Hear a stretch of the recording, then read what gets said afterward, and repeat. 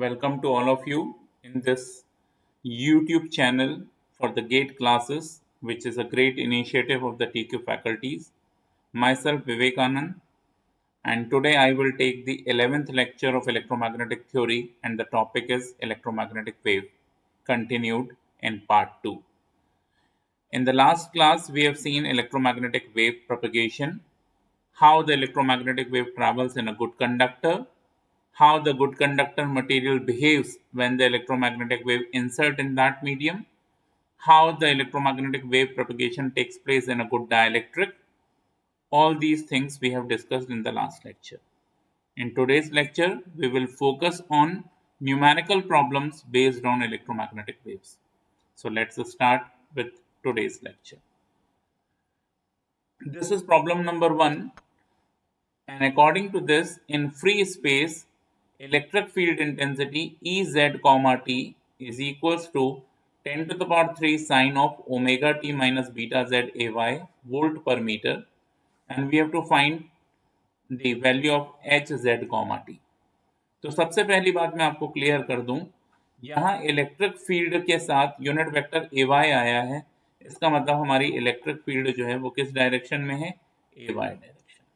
ठीक है, अब बात हम एक और करना चाहते हैं इंपॉर्टेंट कि P बराबर होता है E क्रॉस H।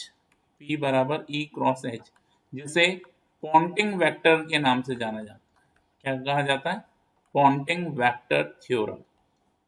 और इस पॉन्टिंग वेक्टर थ्योरम का सार ये है कि ये जो लॉ है P बराबर E क्रॉस H, ये हमेशा सेटिस्फाई होना चाहिए। जब भी आप प्रॉब्लम करेंगे, ये रूल हमेशा फॉलो होना चाहिए, P बराबर E क्रॉस H। ठीक है, मतलब इलेक्ट्रोमैग्नेटिक वेव के प्रोपगेशन की डायरेक्शन कैसे निकाली जाएगी? इलेक्ट्रिक फील्ड की direction cross product with magnetic field की डायरेक्शन, ये हमें ध्यान रखना है। तो आइए, इलेक्ट्रिक फील्ड की डायरेक्शन तय हो गई, वाई डायरेक्शन है। मैग्नेटिक फील्ड की हमें नहीं मालूम, निकालनी है। और जो वेव है वो वेव किस डायरेक्शन में जा रही है? साइन के अंदर ये जो टर्म है इसको देखना है। यहाँ पे क्या लिखा है? Omega T minus beta Z. ठीक है, omega T minus beta Z. तो इसको देखते हुए जो हमको समझ में आनी चाहिए डायरेक्शन इलेक्ट्रोमैग्नेटिक वेव की, अंदर ये जो आपको टर्म दिखाई दे रहा है इसमें डायरेक्शन देखिए, ओमेगा टी और बीटा तो डायरेक्शन है नहीं, डायरेक्शन क्या है? जेड। डायरेक्शन क्या है?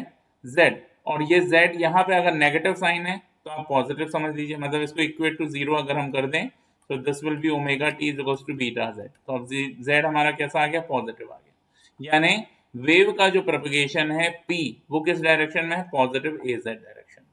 सो when I use this Poynting vector theorem, wave का प्रोपगेशन पॉजिटिव जेड डायरेक्शन में है, इलेक्ट्रिक फील्ड मेरी पॉजिटिव वाई डायरेक्शन में है, तो मैग्नेटिक फील्ड की डायरेक्शन क्या होनी चाहिए? इसको मैं इस तरह से निकाल सकता हूँ, ए एक्स ए वाई ए जेड। देखिए क्रॉस प्रोडक्ट होगा इसका, ए एक्स क्रॉस ए वाई करेंगे ए जेड आएगा, ए वाई क्रॉस ए जेड करेंगे ए एक्स आएगा, ए जेड क्रॉस ए एक्स करेंगे ए वाई आएगा। ठीक है, जब भी हम क्लॉकवाइज डायरेक्शन में जाएंगे रिजल्ट तीसरा और पॉजिटिव आएगा, और जब भी हम एंटी क्लॉकवाइज डायरेक्शन में जाएंगे रिजल्ट तीसरा आएगा लेकिन नेगेटिव आएगा। तो अभी आप देखिए, ए जेड आ रहा है, ए जेड आ रहा है, लेकिन ए वाई का गुणा हम, ऑब्वियस सी बात है, अगर मैं ए वाई में ए एक्स का गुणा करता हूं तो एंटी क्लॉकवाइज चलूंगा तो माइनस ए जेड आना चाहिए, लेकिन प्लस ए जेड है, मतलब डायरेक्शन ए एक्स नहीं होगी, क्या होगी? माइनस ए एक्स। क्यों? क्योंकि जैसे ही मैं ए वाई क्रॉस ए एक्स करूंगा तो माइनस ए जेड होगी, और माइनस क्या हो जाएगा? प्लस ए जेड। इसका मतलब ये तय हो गया कि वेव हमारी जेड डायरेक्शन में जा रही है, इलेक्ट्रिक फील्ड हमारी वाई डायरेक्शन में है, और मैग्नेटिक फील्ड कौन सी डायरेक्शन में होगी? माइनस एक्स डायरेक्शन में, या माइनस ए एक्स डायरेक्शन में। माइनस ए एक्स यूनिट वेक्टर का मौजूद होना इस बात को तय कर रहा है कि मैग्नेटिक फील्ड हमारी नेगेटिव एक्स एक्सिस में। ठीक है, अब चूंकि ये फ्री स्पेस है, तो फ्री स्पेस में आप जानते हो इंट्रिंसिक इम्पीडेंस क्या होता है? ईटा। और ईटा बराबर हम क्या लिखते हैं? H E upon H. अब ई कौन सी डायरेक्शन में? वाई, तो हम इसको ई वाई लिख देते हैं। एच कौन सी डायरेक्शन में? माइनस एक्स, तो हम इसको एच एक्स और विथ माइनस साइन लिख देते हैं। अब फ्री स्पेस का इम्पीडेंस कितना होता है? फ्री स्पेस का इम्पीडेंस निकालेंगे तो रूट म्यू बाय एप्सिलॉन, लेकिन म्यू बराबर म्यू नॉट, एप्सिलॉन बराबर एप्सिलॉन नॉट, और इसकी वैल्यू रखेंगे, म्यू नॉट की वैल्यू 4 पाई इंटू 10 की पावर माइनस 7 होती है। एप्सिलॉन नॉट की वैल्यू एप्सिलॉन नॉट की वैल्यू हम कैसे निकाल सकते हैं? 1 upon 4 pi epsilon naught is 9 into 10 to the power 9, so epsilon naught is 1/36 pi into 10⁻⁹ वो तो रख करके जब सॉल्व करेंगे तो दिस इज नथिंग बट 120 पाई और न्यूमेरिकल वैल्यू पे जाते हैं तो 377 ओम। ये फ्री स्पेस का इंट्रिंसिक इम्पीडेंस होता है, प्लीज कीप इन माइंड। तो अब आप यहाँ पे देखेंगे मुझे एच एक्स चाहिए है, ई वाई मेरे पास है, मैग्नीट्यूड कितना है इसका 1000।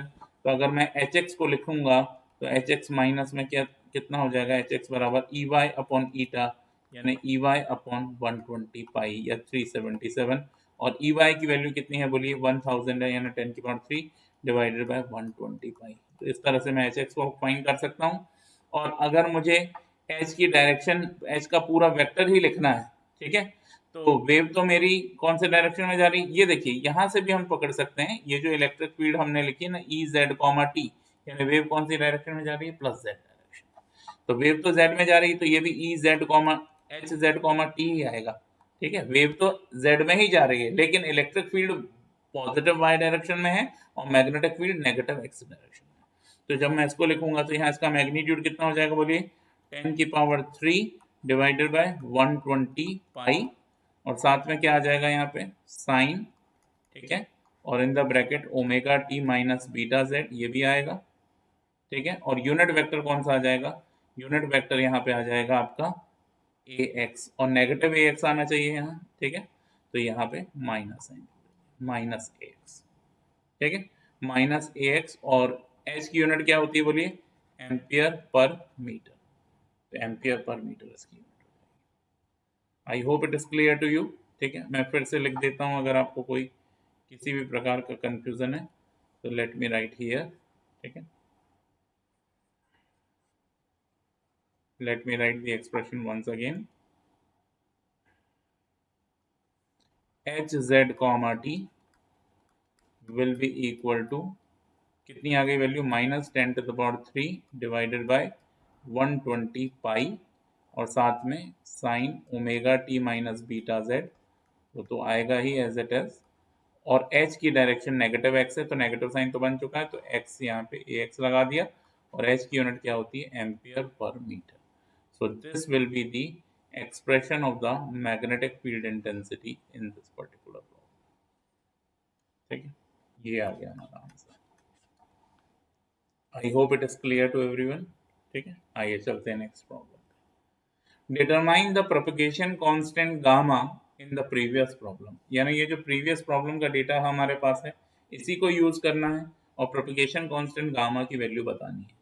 तो आपको मैं क्लियर कर दूं कि यहाँ पे जिस मीडियम का जिक्र हो रहा है वो फ्री स्पेस है, तो फ्री स्पेस के लिए जब हम गामा लिखेंगे तो गामा बराबर होता है, देखिए गामा, गामा बराबर होता है अल्फा प्लस जे बीटा। और एक बात जो आप दिमाग में बिठा लीजिए कि फ्री स्पेस का अल्फा 0 होता है, तो यानी गामा क्या हो जाएगा, जे बीटा, गामा बराबर क्या हो गया, जे बीटा, ठीक है। अब ओमेगा बाय बीटा को हम वेलोसिटी यू के बराबर लिखते हैं, यू बराबर ओमेगा बाय बीटा। और हम ये भी जानते हैं कि फ्री स्पेस में जब भी इलेक्ट्रोमैग्नेटिक वेव जाएगी तो फ्री स्पेस में इलेक्ट्रोमैग्नेटिक वेव की वेलोसिटी लाइट की वेलोसिटी के इक्वल होती है, यानी u इज इक्वल टू सी लिख सकता हूँ, ठीक है। तो इस केस में यदि मैं बीटा निकालूं तो बीटा बराबर क्या हो जाएगा बोलिए, ओमेगा बाय सी, यानी I can simply write gamma is nothing but j, ठीक है। बीटा के प्लेस में क्या आ गया बोलिए, omega by c. So gamma is equal to j, और ओमेगा की जगह क्या हो गया, 2 pi f by c. It means we can substitute its value now, j 2 pi और एफ फ्रीक्वेंसी, फ्रीक्वेंसी देखिए पिछले प्रॉब्लम में दी थी क्या हमें, फ्रीक्वेंसी नहीं दी है यहाँ पे, ओके। तो फ्री कुछ फ्रीक्वेंसी हमें अज्यूम करनी पड़ेगी, नहीं तो नहीं निकलेगा ये प्रॉब्लम, ठीक है। यहाँ पे gamma, let's say the frequency is 95.5 hertz, ठीक है। let it be, it is given in the problem, I missed to write this, f is equals to 95.5 megahertz, okay। so this frequency is given, यहाँ पे मैं given लिख देता हूँ, this data is given to us, so we can substitute its value, 95.5 hertz है तो 95.5 megahertz है, तो 10 की पावर 6 हो जाएगा, डिवाइडेड बाय फ्री स्पेस में लाइट की वेलोसिटी क्या होती है, वही लाइट की जो वेलोसिटी है वो तो फिक्स है, चाहे कहीं भी निकालेंगे, 3 इंटू 10⁸ मीटर पर सेकेंड।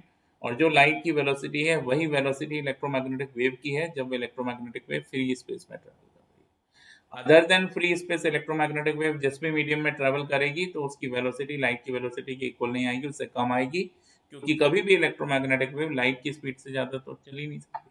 ठीक, तो इसको हम सॉल्व कर लेंगे। इसको जैसे ही आप सॉल्व करते हैं तो गामा बराबर हमारे पास आ जाता है जे। इसको सॉल्व करेंगे तो देखिएगा 2 आ रहा है। ठीक है, you have the calculator, you can calculate, there is no issue. J 2.0 मतलब 2 ही है, और गामा की यूनिट आ जाएगी मीटर इनवर्स। ठीक है, so in this way we can solve this particular problem. I hope it is clear to you. ठीक है, so let's move to the next problem. Problem number 3 की तरफ चलते हैं। देखिए कहा जा रहा है determine gamma for a material having mu R is equals to 1 and epsilon R is equals to 8। Now this is very important. When we are saying mu R is equals to 1 तो it looks like ये free space है, लेकिन जैसे हमने कहा epsilon R 8 है, मतलब ये डाइलेक्ट्रिक मीडियम है, ये फ्री स्पेस नहीं है, क्योंकि फ्री स्पेस में तो एप्सिलॉन आर 1 होता और यहाँ एप्सिलॉन आर 8 है। इसका मतलब ये क्या है, डाइलेक्ट्रिक।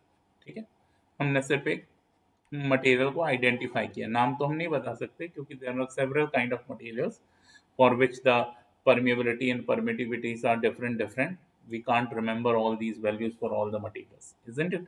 But जो एक प्रॉब्लम को देखते साथ एक गट फीलिंग है वो बता रही है म्यू आर 1 है, मतलब इसकी परमिएबिलिटी तो फ्री स्पेस से मैच कर रही है, लेकिन एप्सिलॉन आर 8 है, इसका मतलब इसकी जो परमिटिविटी है, रिलेटिव परमिटिविटी, वो फ्री स्पेस की तुलना में 8 गुना ज्यादा है, मतलब इसमें डाइलेक्ट्रिक बिहेवियर ज्यादा प्रोमिनेंट है।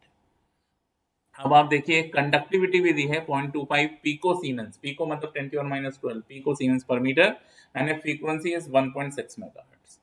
तो आइए सबसे पहले अगर हम यहाँ पे अल्फा बीटा निकाल लेंगे तो गामा आ जाएगा।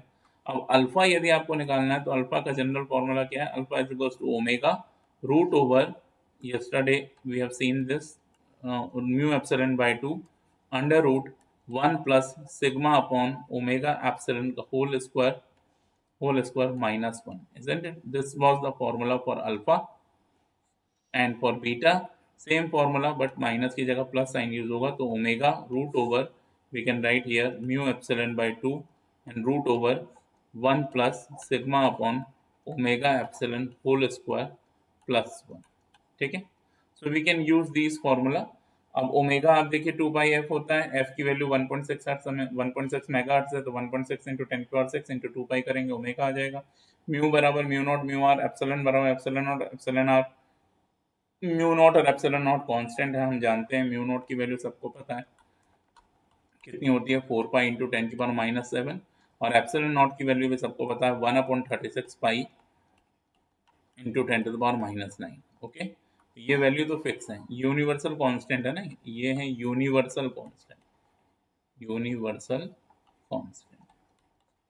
ठीक है, और ये क्या है, ये है मटेरियल कांस्टेंट।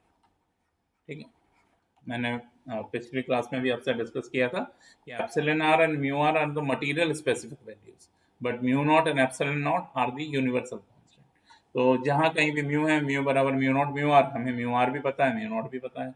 जहाँ कहीं भी एप्सिलॉन है, एप्सिलॉन बराबर एप्सिलॉन नॉट एप्सिलॉन आर, दोनों हमें पता, हम उनको रख देंगे।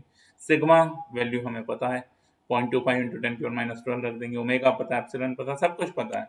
और जब सारी वैल्यूज पता है तो हम उनकी वैल्यू रख करके यहाँ पे क्या कैलकुलेट कर सकते हैं, यहाँ पे हम कैलकुलेट कर सकते हैं अल्फा और बीटा की value. And once we have the values of alpha and beta, then we can talk about gamma, there is no issue, gamma is equals to alpha plus J beta, तो ये आप निकाल लेंगे, gamma is equals to alpha plus J beta. ठीक है, so I think there is no issue with this kind of problem, it's very simple to identify this। और मेरे पास जो सॉल्यूशन है तो उससे मैं आपको बता दूं कि जब आप इसका सिग्मा अपॉन ओमेगा एप्सिलॉन, ये रेशो आपको अंदर दिखाई दे रहा है, इस रेशो को ही हम क्या कहते हैं, लॉस टेंजेंट कहते हैं ना। तो इसकी वैल्यू जब आप निकालेंगे तो इसकी वैल्यू बहुत कम आ रही है, इसकी वैल्यू आ रही है 10 की पावर माइनस 9 के ऑर्डर की। तो 10 की पावर माइनस 9 के ऑर्डर की, यानी लगभग हम इसको जीरो मान सकते हैं। तो देखिए जैसे ही हम इसको जीरो लेते हैं, एक मतलब एक तो यह है कि हमारे पास फॉर्मूला हमें याद है, हम डायरेक्टली वैल्यू रखें और कैलकुलेट करने लग जाएं, लेकिन जब वेरिएबल बहुत ज़्यादा होते हैं तो कैलकुलेशन बहुत कॉम्प्लेक्स हो जाती है। तो हमें ये भी देखना है कि गेट के एग्जाम के पॉइंट ऑफ व्यू से या किसी भी कॉम्पिटिटिव एग्जाम के पॉइंट ऑफ व्यू से क्या वो कैलकुलेशन कैलकुलेटर से करना हमारे लिए ज़रूरी है, बिकॉज वर्चुअल कैलकुलेटर हम यूज़ कर रहे हैं, उसमें थोड़ा सा प्रैक्टिस भी करनी पड़ती है, वो आप करेंगे। तो ज़रूरी नहीं है कि फॉर्मूला बड़ा है और वो एप्लीकेबल ही हो रहा हो। तो यहाँ पे एक तरीका तो ये है जनरल कन्वेंशनल वे कि अल्फा बीटा दोनों को निकाला जाए और गामा उससे हम कैलकुलेट करके रख दें। लेकिन दूसरा तरीका ये है कि alpha and beta both are the function of sigma by omega epsilon, which is a very important ratio for us, which is it is known as a loss tangent. So we have to calculate this. जैसे ही हमने इसको calculate किया, इसकी value क्या आ रही है 10 की power -9, which is 0.00000001, बहुत कम है, लगभग जीरो ही है। तो जैसे ही आप इसको जीरो मान लेते हैं तो 1 - 1, देखिए अल्फा हमारा जीरो हो जाएगा। लेकिन यहाँ 1 + 1 2, यानी बीटा जीरो नहीं होगा, 2 से 2 कैंसिल होगा, तो ओमेगा रूट म्यू एप्सिलॉन बचेगा। ठीक है, सो इस प्रॉब्लम में कह सकता हूं मैं कि alpha become zero although it is not a free space, although medium is not free space. हालांकि मीडियम यहाँ पे फ्री स्पेस नहीं है, फिर भी अल्फा को हमने जीरो जीरो एग्जैक्टली नहीं है, जीरो के बराबर मान लिया, क्योंकि सिग्मा अपॉन ओमेगा एप्सिलॉन नहीं, ये सॉरी ये अल्फा एग्जैक्टली जीरो है, सिग्मा बाय एप्सिलॉन को हमने लगभग जीरो माना, बिकॉज इसकी एग्जैक्ट वैल्यू कितनी आ रही थी 10 की power -9। Sigma upon omega epsilon जो मेरा लॉस टेंजेंट है, ठीक है, लॉस टेंजेंट, उसकी वैल्यू 10 की पावर -9 आ रही थी, उसको मैं 0.00000001 कहूंगा, तो वो लगभग शून्य ही है, तो उसकी वजह से अल्फा एग्जैक्टली जीरो हो गया। अब अल्फा को भी मैं अप्रोक्सीमेटली जीरो कहूंगा, क्यों कहूंगा, क्योंकि sigma by epsilon, sigma by omega epsilon is not exactly zero, it is approximately zero, and since sigma by omega epsilon loss tangent is approximately zero, तो this will also be approximately zero. ठीक है, क्योंकि ये जो है ना dependency हो गई ना इसकी, अल्फा की डिपेंडेंसी किस पे हो गई, इस पे, तो यदि ये अप्रोक्सीमेटली जीरो तो ये भी अप्रोक्सीमेटली जीरो, यानी अल्फा को हमने नेग्लिजिबल मान लिया, although the material is not free space. Is it clear? Now we will talk about beta. तो बीटा को जब हम लेंगे तो आप देख सकते हैं पिछले फॉर्मूले में ये जीरो हो गया, √1 यानी 1 + 1 2, तो 2 से 2 कैंसिल, तो omega root mu epsilon, so this will be omega root mu epsilon. So I can also write beta is equals to omega, और फ्री स्पेस नहीं है तो म्यू की वैल्यू क्या होगी, म्यू नॉट म्यू आर होगी, epsilon की value क्या होगी, एप्सिलॉन नॉट एप्सिलॉन आर होगी, और इसको हम फिर क्या लिख सकते हैं, omega root mu are epsilon R root over mu naught epsilon naught, and I can also write omega by c. How can I write omega by c? Because this 1 upon root mu naught epsilon naught is nothing but 1 by c. c बराबर क्या होता है, c बराबर होता है 1 upon root mu naught epsilon naught. So root mu naught epsilon naught बराबर 1 by c लिख सकते हैं। ठीक है, मैं थोड़ा सा क्लियर लिख दूं क्योंकि ये c लग नहीं रहा है। चलिए, okay, so this is omega by c into क्या हुआ, mu r epsilon r. So let us put the value, because omega is 2 pi f and f is given to us 95 point नहीं, f is 1.6 megahertz. Okay, so f is 1.6 mega मतलब 10 की पावर 6 hertz divided by c, c मतलब 3 into 10 की पावर 8, root over mu are epsilon are, mu R की value 1 है और एप्सिलॉन आर की value 8। Okay, mu R is 1, epsilon R is 8, F is 1.6 megahertz. अब आप बोलेंगे सिग्मा तो यूज ही नहीं हुआ, sigma use हुआ है because we have calculated sigma upon omega epsilon and that is very small, 10 to the power -9, which is approximately 0, and that's why alpha is approximately 0, so we neglect alpha and we are calculating beta, and now beta is independent from sigma because sigma by omega epsilon is approximately 0, so it is a function of omega mu epsilon only, omega mu epsilon। और इसको calculate कर लेंगे, इसको calculate करते हैं तो इसकी value आती है, बीटा की जो वैल्यू आ रही है यहाँ पे अप्रोक्सीमेटली 9.48, मैं आपको लिख के दे रहा हूँ और आप इसे कैलकुलेटर से वेरीफाई कर लेंगे, 9.48 into 10 to the power -2 and the unit is radian per meter. Okay, I hope it is clear to everyone, this is very important। ठीक है, आगे चलते हैं अगले सवाल की तरफ। क्वेश्चन नंबर 4 की तरफ हम फोकस करें, find delta. Now what is delta, I already describe in the last lecture, delta is nothing but the skin depth और डेप्थ ऑफ पेनिट्रेशन। ठीक है, जो कि डेप्थ ऑफ पेनिट्रेशन या स्किन डेप्थ किन बातों पर निर्भर करती है, 1 upon root over pi F mu sigma. तो निश्चित तौर पे यदि किसी भी न्यूमेरिकल में आपको स्किन डेप्थ पूछा गया है या डेप्थ ऑफ पेनिट्रेशन पूछी गई है तो मुझे फ्रीक्वेंसी पता होनी चाहिए, परमिबिलिटी पता होनी चाहिए, कंडक्टिविटी पता होनी चाहिए।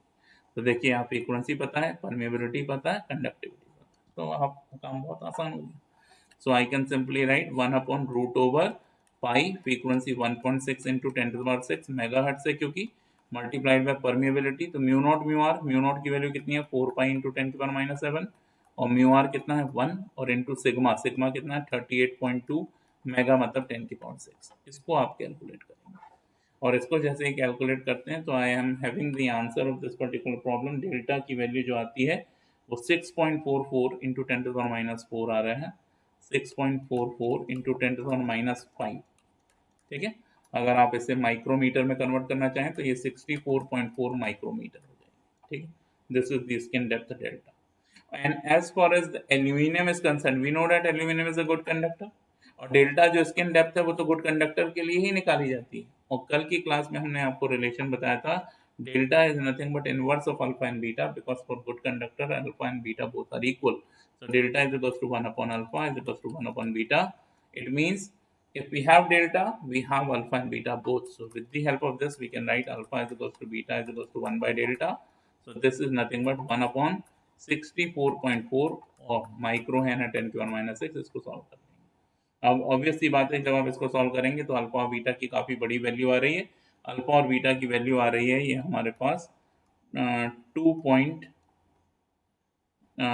सॉरी, इसको कैलकुलेट करेंगे जो भी आ रही, इसको मैं लिखूंगा तो 10⁶ अपॉन 64.4 लिख देता हूँ अभी।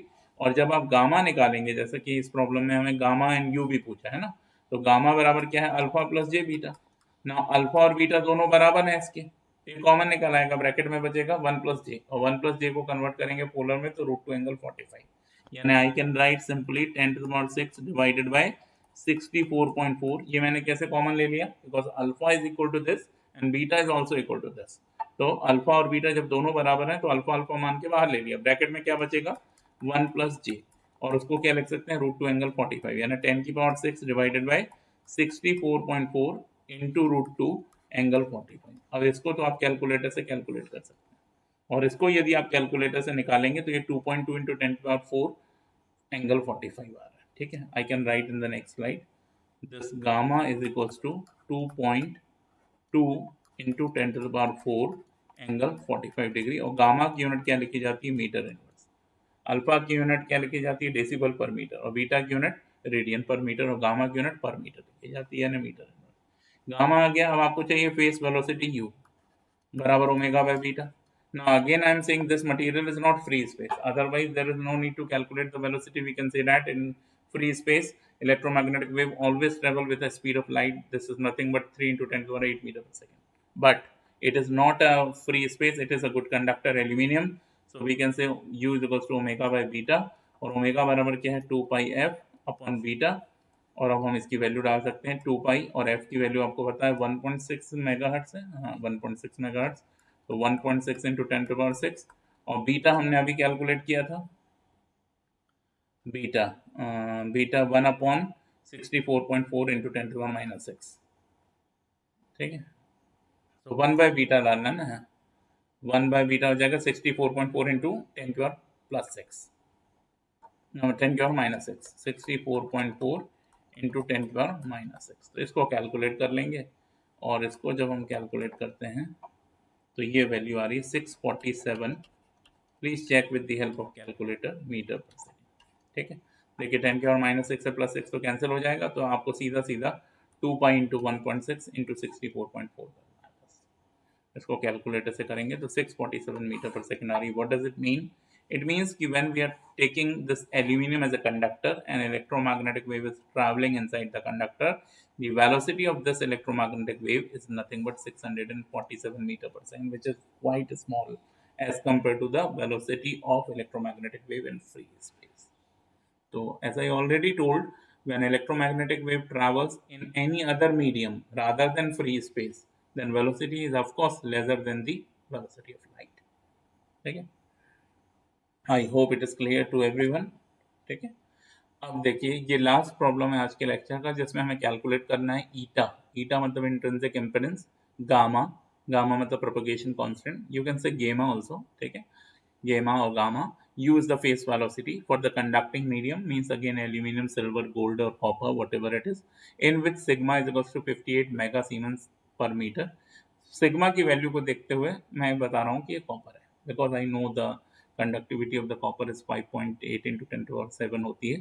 तो कंडक्टिविटी कॉपर की वैसे सबको याद होनी चाहिए, क्योंकि electrical engineering point of view से जब भी आप ट्रांसफार्मर की वाइंडिंग बनाएंगे, इंडक्शन मोटर का रोटरी वाइंडिंग बनाएंगे, कहीं भी वाइंडिंग बनाएंगे तो कॉपर को यूज़ किया जाता है। अच्छा मटेरियल अगर हम यूज़ करना चाहते हैं तो, अच्छी मशीन बनाना चाहते हैं तो, otherwise you can go for aluminium, no problem. ठीक है, तो कंडक्टिविटी जो कॉपर की होती है, ठीक है, जो मशीन में भी याद रखी जाती है, 5.8 इंटू 10⁻7 सीमेंस पर मीटर। इसी को जो हम कन्वर्ट करेंगे मेगा सीमेंस में तो कितनी हो जाएगी, 58 इंटू 10⁻6, 10⁻6 यानी मेगा, तो 58 मेगा सीमेंस पर मीटर। ओके, तो आप ऐसे भी याद रख सकते हैं, ये फिगर आसान है याद रखने में। एल्यूमिनियम के लिए भी देखिए अभी हमने कितना कहा था, 38.2। ठीक है, so it's easy to remember if it is a copper or if it is a aluminum. If it is a copper it is 58 and if it is a aluminum it is 38.2. ठीक है, 38.2, yes it is 38.2 and unit हम याद रख लेंगे क्या, mega siemens पर metre, here also mega siemens पर metre. तो जो 10 की पावर याद रखना पड़ता है वो दिक्कत भी नहीं होगी। कॉपर की कंडक्टिविटी किसी ने पूछा, फट से बता सकते हैं 58 मेगा सीमेंस पर मीटर। एलिमेंट की कंडक्टिविटी आप बता सकते हैं 38.2 मेगा सीमेंस पर मीटर। ठीक है, तो एटलीस्ट कॉपर और एल्यूमिनियम। ठीक है, वैसे तो अच्छे कंडक्टर सबसे अच्छा सिल्वर है, सिल्वर की 6.17 होती है, तो मेगा सीमेंस में कन्वर्ट करेंगे तो 61.7 मेगा सीमेंस पर मीटर हो जाएगी। बट सिल्वर यूज करना संभव ही नहीं है क्योंकि कॉस्ट बहुत ज़्यादा है। तो मशीन की बात करें, ट्रांसफार्मर की बात करें, तो कंडक्टर के तौर पे या तो कॉपर यूज होगा या तो एल्यूमिनियम यूज होगा। That's why it is very commonly used. Okay, cost wise. तो आइए इस कंडक्टिंग मीडियम का हम सबसे पहले ईटा निकालते हैं। तो ईटा का जनरल फॉर्मूला आपको याद हो, पिछली क्लास में हमने डिराइव किया था, ईटा बराबर j omega mu upon sigma plus j omega epsilon. ठीक, अब यहाँ एप्सिलॉन नहीं दिया है, क्यों नहीं दिया है, क्योंकि ये गुड कंडक्टर है, लिखा भी है कंडक्टिंग मीडियम, और कंडक्टिविटी से आपने पहचाना तो भी कॉपर निकला, तो ये नेग्लिजिबल हो गया डिनोमिनेटर में। यानी हमारे पास क्या बन गया formula, we can also write this eta is equals to root over J omega mu upon sigma, and you can also write omega mu by sigma angle 45। We have just derived in the last class, because J का angle 90 है, 90 की power 1/2 करेंगे तो वो आधा हो जाता है एंगल, ई की पावर जे थीटा की पावर 1/2 यानी ई की power J theta by 2 like this. So now we can determine this eta root over omega 2 pi F है, एफ पता है कि नहीं पता है, देखिए एफ 100 मेगाहर्ट्ज है तो 10 की पावर 6 हो जाएगा। ठीक है, into mu naught mu R करना है, म्यू नॉट कितना है 4 पाई इंटू 10 की पावर -7, और म्यू आर कितना है बोलिए 1 है, divided by sigma conductivity we already know that 58 mega है तो 58 इंटू 10 की पावर 6 हो जाएगा। ठीक, इसको सॉल्व करना है, 10 की पावर 6 कैंसिल हो गया, बाकी कैलकुलेटर से कैलकुलेट कर लीजिए, मैं डायरेक्टली लिख रहा हूँ। ठीक है, you can check the answer with the help of calculator, no issue at all. ठीक है, so if you solve this, this eta will be 3.69 into 10 to the power -3 into 10 to the power -3 angle 45 of course. तो angle 45 तो मैंने यहाँ लिखा ही हुआ है, यहाँ नहीं लिखा था तो यहाँ भी लिख देता हूँ 45, ये आ जाएगा 3.69 into 10 to the power -3 angle 45. This is the intrinsic impedance. Who will offer this impedance? Copper, because this is the conductivity of copper. The conducting medium for which the problem is asking, that medium is nothing but copper. So copper में जैसे electromagnetic wave insert करेगी तो copper कितना impedance देगा उस wave को, 3.69 into 10 to the power -3 angle 45. So this impedance is very low. Why? Because it is a good conductor, so it will always support the propagation of electromagnetic wave inside the medium, inside the conductor. Okay, this is eta. Now हमें चाहिए gamma. अब gamma निकालने के लिए, sorry एक slide में इसमें insert कर देता हूँ, अदरवाइज ठीक है, let me insert 1 or 2 slides only. I think 2 are sufficient. Okay, पिछली स्लाइड में ये प्रॉब्लम था, ईटा हमने निकाल लिया, अब गामा चाहिए। अब चूंकि हमें पता चल गया ये गुड कंडक्टर है गामा, तो गामा बराबर अल्फा प्लस जे बीटा, और गुड कंडक्टर के लिए अल्फा बीटा बराबर होते हैं, तो I can write alpha common angle, alpha common 1 plus J. ठीक है, and you can also write 1 plus J root 2 angle 45, so alpha root 2 angle 45। Do we have alpha with us? Alpha भी नहीं है ना हमारे पास, ठीक है, तो अल्फा हम निकाल लेंगे। गुड कंडक्टर के लिए अल्फा कैसे निकालें? तो एक तो ये है कि हम फॉर्मूला याद रख लें, और अगर हमें फॉर्मूला याद नहीं है तो जनरल से कैसे बनाते हैं वो भी बता रहा हूँ। Omega root over mu epsilon by 2 root over 1 plus sigma upon omega epsilon whole square minus 1, ये था ना फॉर्मूला।